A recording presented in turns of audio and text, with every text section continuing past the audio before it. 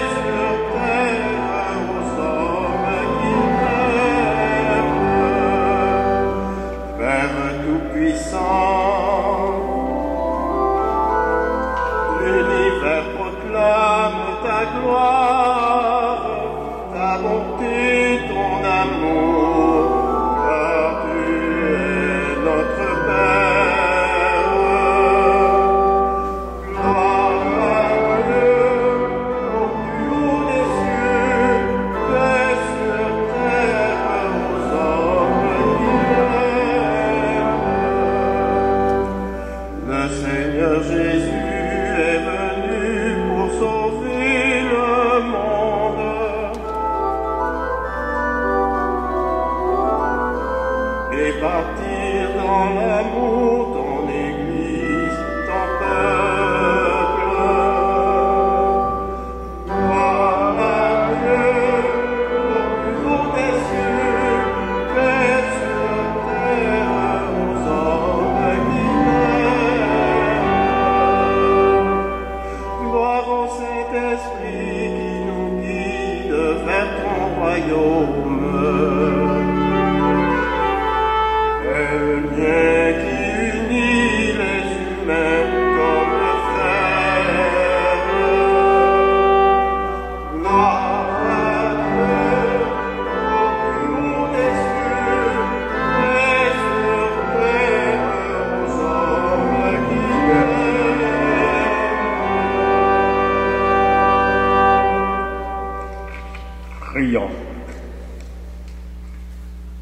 Accorde-nous, Dieu Tout-Puissant, de conformer à ta volonté nos paroles et nos actes dans une inlassable recherche des biens spirituels. Par Jésus-Christ, ton Fils, notre Sauveur et notre Dieu, lui qui est vivant et qui est roi, Dieu pour les siècles des siècles.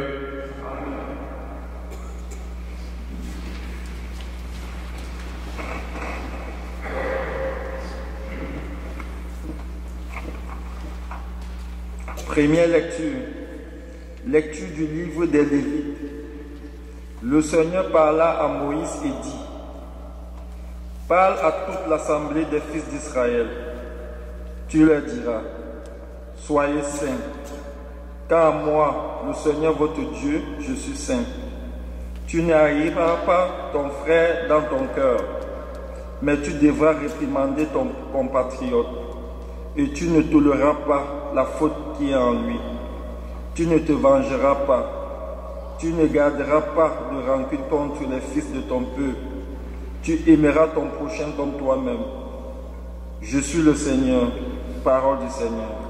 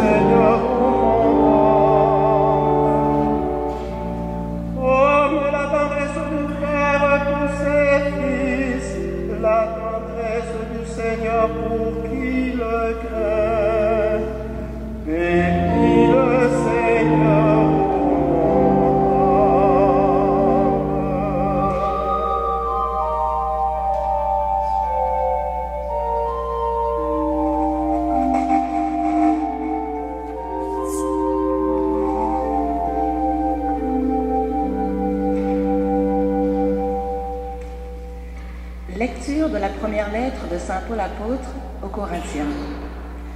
Frères et sœurs, ne savez-vous pas que vous êtes un sanctuaire de Dieu et que l'Esprit de Dieu habite en vous? Si quelqu'un détruit le sanctuaire de Dieu, cet homme, Dieu le détruira, car le sanctuaire de Dieu est saint, et ce sanctuaire, c'est vous. Que personne ne s'y trompe. Si quelqu'un parmi vous pense être un sage à la manière d'ici-bas, qu'il devient fou pour devenir sage. Car la sagesse de ce monde est folie devant Dieu. Il est écrit en effet, c'est lui qui prend les sages au piège de leur propre habileté. Il est écrit encore, le Seigneur le sait, les raisonnements des sages n'ont aucune valeur. Ainsi, il ne faut pas mettre sa fierté en tel ou tel homme. Car tout vous appartient, que ce soit Paul, Apollos, Pierre, le monde, la vie, la mort, le présent, l'avenir, tout est à vous. Mais vous, vous êtes au Christ, et le Christ est à Dieu. Parole du Seigneur.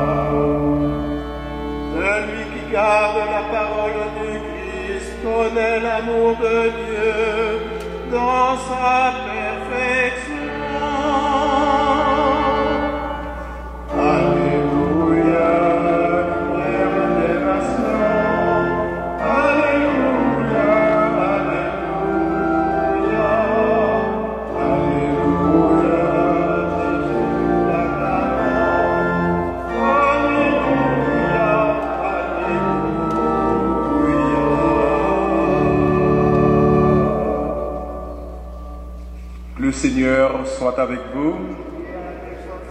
Évangile de Jésus-Christ selon saint Matthieu.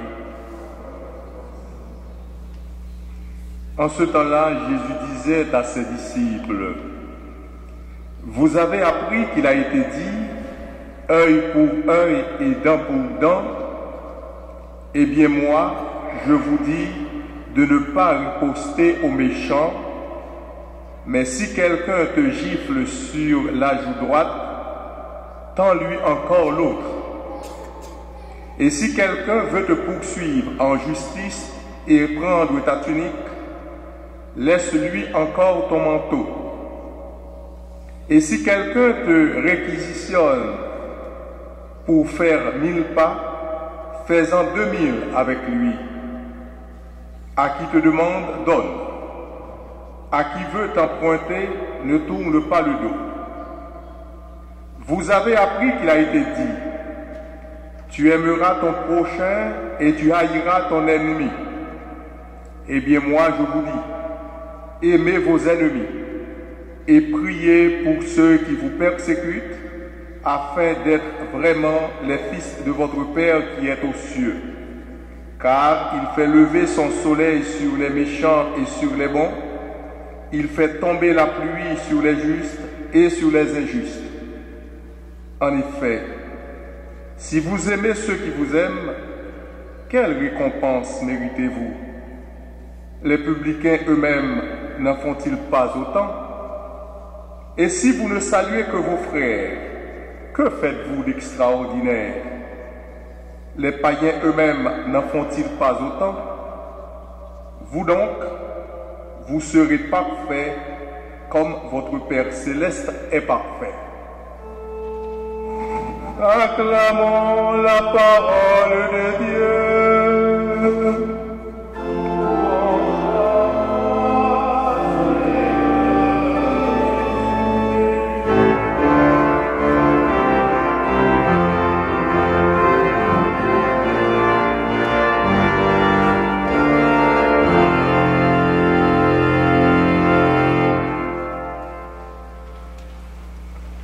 Dans l'Évangile, Jésus nous dit que si quelqu'un te donne une gifle, tends-lui l'autre. En sortant de l'église, je ne vous conseille pas d'aller donner une gifle à quelqu'un, car il ne vous tendra pas l'autre joue. Et s'il prend votre manteau, je ne vous conseille pas de le laisser parce qu'il fait un peu frais dehors. Alors, la parole de Dieu, aujourd'hui, elle est un peu dure à comprendre, dans le sens que Jésus, il nous parle de ce qui est un peu la liberté. Il nous invite à passer d'une morale de permis et du défendu à une morale de liberté fondée sur l'amour. Vous savez, contrairement à ce qu'on pourrait peut-être penser, il est beaucoup plus exigeant d'être renvoyé à sa propre responsabilité et à sa conscience. C'est beaucoup plus exigeant. Et Jésus donne à la loi du Premier Testament son sens profond qui est d'être ouverture à l'amour. Les hommes se plaisent à la réduire à des prescriptions légalistes, qu'il s'agisse de la loi œil pour œil, dent pour dent, ou bien de l'amour des ennemis. Jésus veut faire de nous des fils ajustés à l'amour sans limite qu'est Dieu, et non pas des observateurs minutieux des préceptes. Vous savez, souvent, il y a même des chefs qui tombent dans le même travers en multipliant précipitamment des lois dès qu'un cas nouveau se présente. Et dans un tel système, l'homme abdique sa liberté et se contente d'appliquer rien que ce qui est prévu par la loi, ce qui est confortable, que de persévérer courageusement dans l'amour. Le Seigneur enseigne aux chrétiens à répondre au mal par le bien et à aimer leurs ennemis. Il n'exige pourtant pas de nous des choses impossibles. L'exemple des saints nous apprend que même au fond de l'abîme, nous pouvons voir la lumière divine.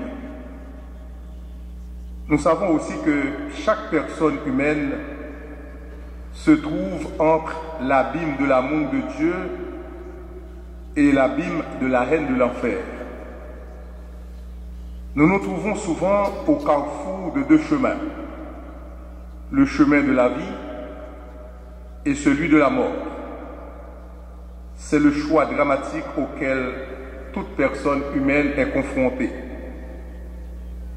Chacun est en même temps un malfaiteur qui blasphème et un croyant qui prie. Souvent, si nous vivons comme si Dieu n'existait pas, nous sommes fiers de notre foi, mais elle est souvent endormie, si bien que nous échouons. Mais quand viendra le moment décisif du choix entre le bien et le mal, alors nous pourrons compter sur l'aide du Seigneur et son infinie miséricorde. On dit souvent que dans la vie, on parle de procès, on parle de tribunal. Eh bien, tu veux toi faire un procès à ton ennemi? Fais d'abord le procès de ton cœur. Dis à ce cœur, cesse de haïr. Et si tu hais encore, dis à ton âme, cesse de haïr. Autrement, tu ne pourras pas dire, pardonne-nous nos offenses. Oui, ces mots-là, nous avons bien raison de les dire. Mais avons-nous le front d'ajouter, comme nous pardonnons aussi? Où est notre foi? Où est notre bonne foi? La foi, elle est sincère, elle doit être sincère, mais souvent elle ne l'est pas. Comme nous pardonnons aussi à ceux qui nous ont fait du mal. Si nous le disons, il faut que ce soit vrai. Et pour que ce soit vrai, il faut que nous soyons capables de pardonner à ceux qui nous ont fait du tort. Et c'est par cette porte étroite que le Seigneur nous attend. Il sait qu'il est facile d'aimer ceux qui nous aiment. Mais oh, que c'est difficile d'aimer aussi ceux qui ne nous aiment pas ou bien ceux que nous n'aimons pas. Et là, le Seigneur nous dit, soyez saints, car moi, le Seigneur, votre Dieu, je suis saint. Tu n'auras aucune pensée de haine contre ton frère. Et Jésus, en écho, place la barre encore plus haut. Vous donc, vous êtes parfaits comme votre Père céleste est parfait. Et où aller trouver et chercher cette perfection? Le Seigneur nous donne des balises pour aller chercher et trouver cette perfection.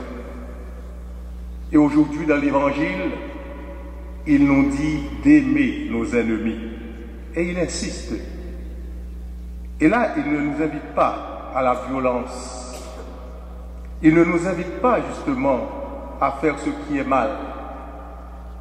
Et au début, je vous disais qu'il est beaucoup plus exigeant d'être renvoyé à sa conscience. Notre seul juge, c'est notre conscience. On dit toujours que l'être humain, il n'a pas d'endroit sur la terre où se cacher. Il ne peut se cacher que dans sa conscience, que dans sa responsabilité. Et c'est là où le Seigneur nous envoie.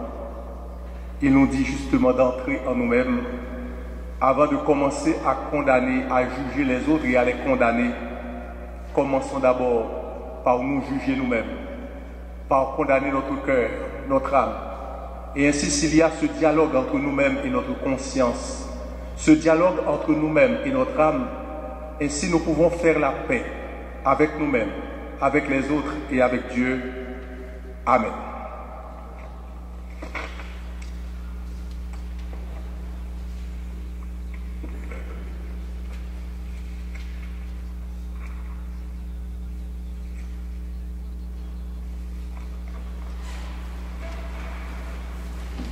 Je crois en Dieu, le Père Tout-Puissant, Créateur du ciel et de la terre, et en Jésus-Christ, son Fils unique, notre Seigneur, qui a été conçu du Saint-Esprit, est né de la Vierge Marie, a souffert sous Ponce Pilate, a été crucifié, est mort et a été enseveli, est descendu aux enfers, le troisième jour est ressuscité des morts, est monté aux cieux, est assis à la droite de Dieu le Père Tout-Puissant, d'où il viendra juger les vivants et les morts.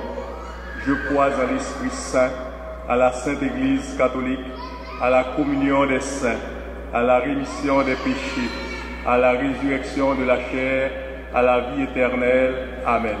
La parole de Dieu nous éclaire et rend nos cœurs généreux et compatissants devant toutes les détresses humaines, aussi bien celle de l'Église que celle de la société. Seigneur, ton amour est patient. Apprends à l'Église que nous formons à accompagner avec respect et compassion toutes les personnes souffrantes et blessées par la vie. Nous t'en prions.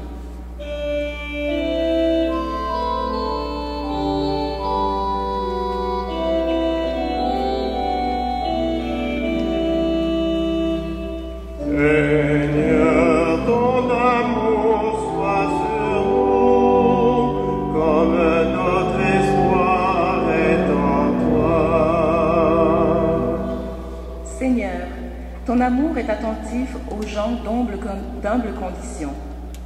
Apprends aux responsables de l'économie à prendre des décisions qui aideront les personnes démunies et oubliées de nos sociétés. Nous t'en prions. Seigneur, ton amour soit sur nous, comme notre espoir est en toi. Seigneur, ton amour est généreux. Apprends à notre communauté à faire communion au corps du Christ et qu'ainsi ses membres soient profondément unis. Nous t'en prions. Seigneur, ton amour soit sur nous, comme notre espoir est en toi. Dieu notre Père, toi qui fais lever ton soleil sur les méchants et sur les bons, accueille nos prières, car tu peux changer nos cœurs et nous faire réaliser l'impossible. Nous te le demandons par celui qui est seul et parfait comme toi, Jésus le Christ, notre Seigneur. Amen.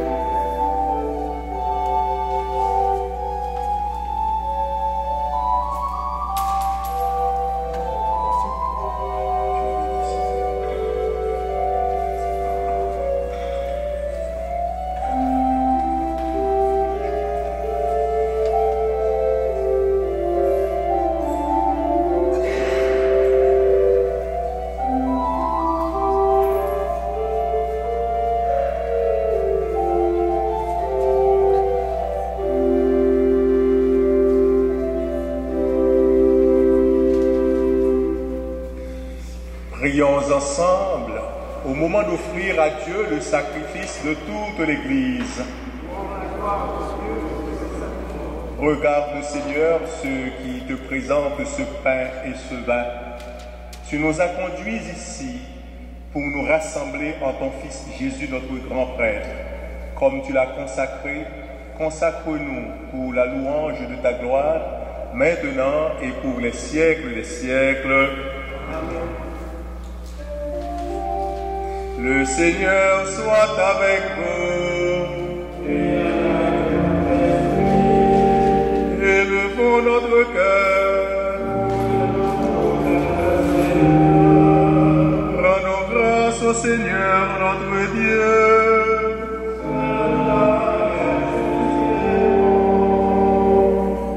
Vraiment, il est juste et bon de te rendre gloire, de t'offrir notre action de grâce toujours et en tout lieu.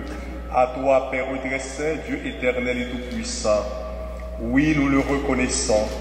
Afin de secourir tous les humains, tu mets en œuvre ta puissance et tu te sers de notre condition mortelle pour nous affranchir de la mort.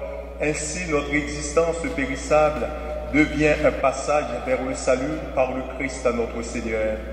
C'est par lui que les anges assemblés devant toi adorent ta gloire. À leur hymne de louange, laisse-nous joindre nos voix pour chanter et proclamer.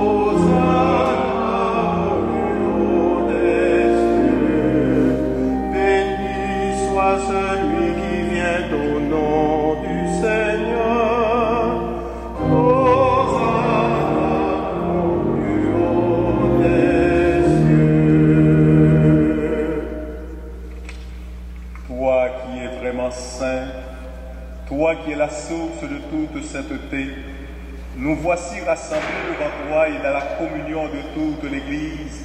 En ce premier jour de la semaine, nous célébrons le jour où le Christ est ressuscité d'entre les morts. Par lui que tu as élevé à ta droite, Dieu notre Père, nous te prions. Sanctifie ces offrandes en répandant sur elles ton esprit, qu'elles deviennent pour nous le corps et le sang de ton Fils Jésus-Christ notre Seigneur. Au moment d'être livré et d'entrer librement dans sa passion, il prit le pain. En te rendant grâce, il le bénit, le rompit et le donna à ses disciples en disant: prenez et mangez-en tous, ceci est mon corps livré pour vous.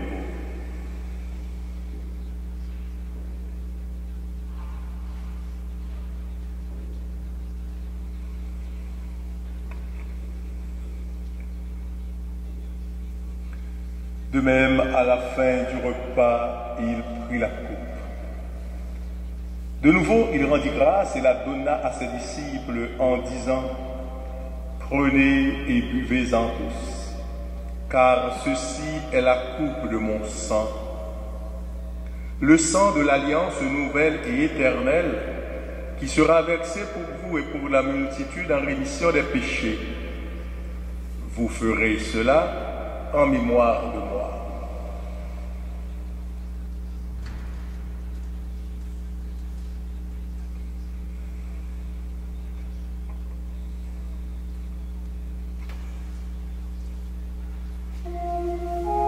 Il est grand le mystère de la foi. Christ est venu, Christ est né, Christ a souffert.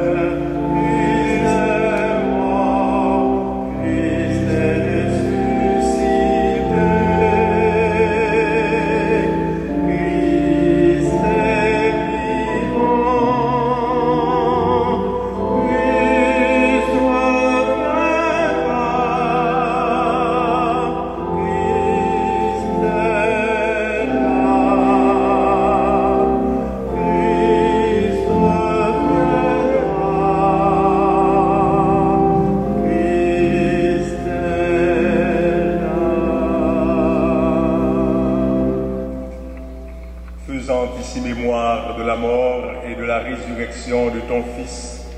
Nous t'offrons, Seigneur, le pain de la vie et la coupe du salut.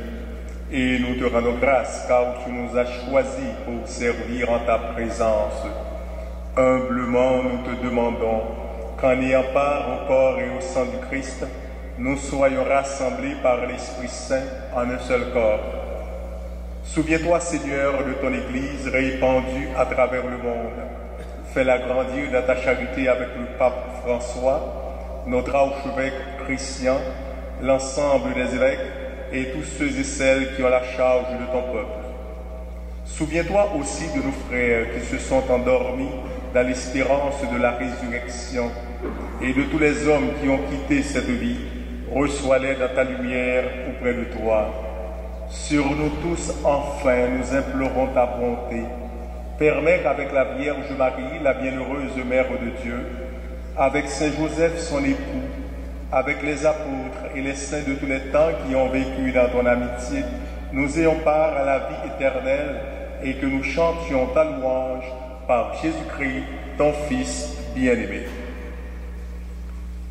Par lui, avec lui et en lui, à toi, Dieu le Père Tout-Puissant, dans l'unité du Saint-Esprit, tout honneur et toute gloire pour les siècles des siècles. Amen. Comme nous l'avons appris du Sauveur et selon son commandement, nous osons dire: Notre Père qui es aux cieux, que ton nom soit sanctifié, que ton règne vienne, que ta volonté soit faite sur la terre comme au ciel. Donne-nous aujourd'hui notre pain de ce jour. Pardonne-nous nos offenses comme nous pardonnons aussi à ceux qui nous ont offensés. Et ne nous laisse pas entrer en tentation, mais délivre-nous du mal. Délivre-nous de tout mal, Seigneur, et donne la paix à notre temps. Par ta miséricorde, libère-nous du péché. Rassure-nous devant les épreuves en cette vie, où nous espérons le bonheur que tu promets et l'avènement de Jésus-Christ, notre Sauveur.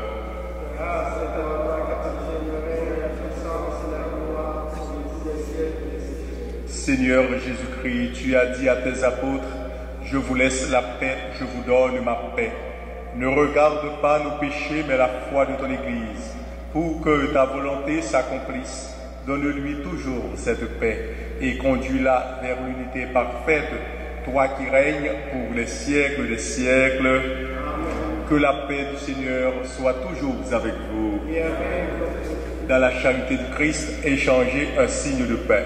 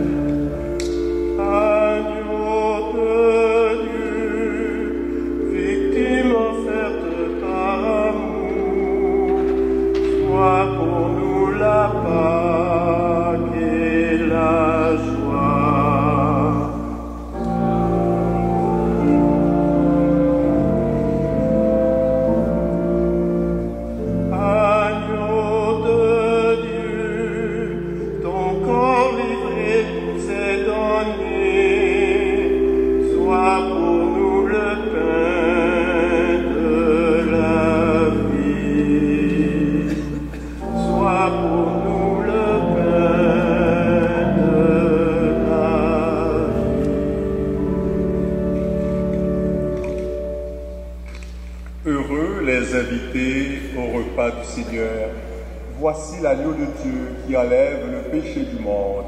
Seigneur, je ne suis pas digne de te recevoir, mais dis seulement une parole et je serai guéri.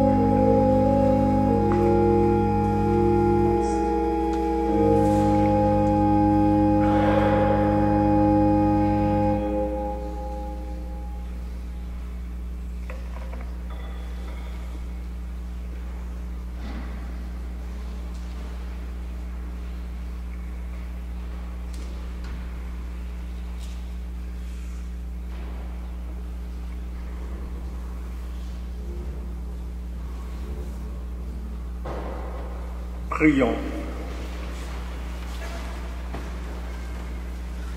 Seigneur notre Dieu, sans l'amour, la foi et l'espérance ne peuvent rien.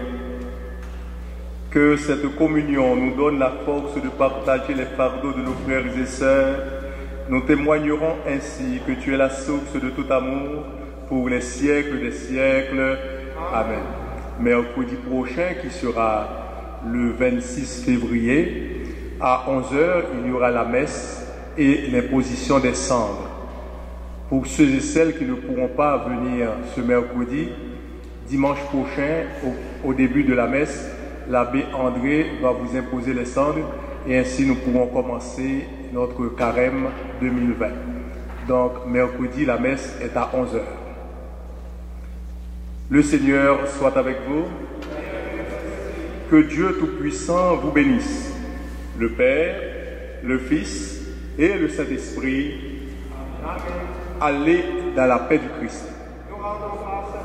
Passez une bonne semaine.